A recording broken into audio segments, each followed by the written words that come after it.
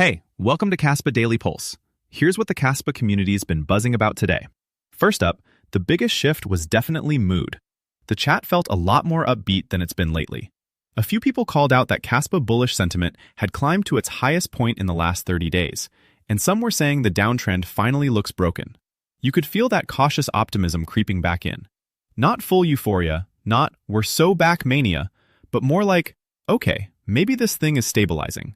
There was also chatter about Kaspa being positive for 5 straight days, and people reacting to a small pump, nearly 2%, like starving desert travelers spotting water. At the same time, the community is still clearly frustrated with where Kas sits in the rankings, with people complaining it's not even in the top 100 and dropping spots on CoinMarketCap.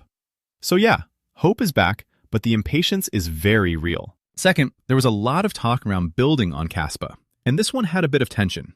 Some people were excited about what's being built after Kaspathon, while others were super dismissive, basically saying the projects were just forks of things that already exist on other chains.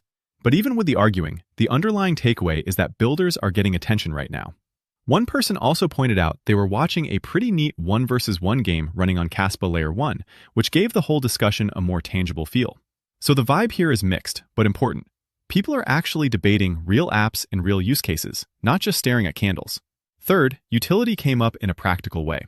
Someone asked whether there's anything like those retail tap-and-pay machines, the kind you see in stores for card payments, but for Kaspa. That sparked interest because it cuts through the usual price obsession and goes straight to real-world usage. Same general category here. One user said they'd installed the latest Rusty Kaspa and the latest bridge in external node mode, and that it had been finding blocks nicely over the last few days. That's not flashy, but it does add to the sense that people are actively testing, building, and running infrastructure. And finally, on the exchange front, Kraken got a lot of genuine love today. Multiple people praised it for listing KAS and called it solid, secure, and trustworthy. On the flip side, there was anger aimed at Xeggex, with complaints about custody changes, trouble getting funds back, and people calling the service a scam. So if there was one clear exchange sentiment today, it was Kraken good, Xeggex bad. That's it for today's Pulse. Let's see what tomorrow brings. Catch you then.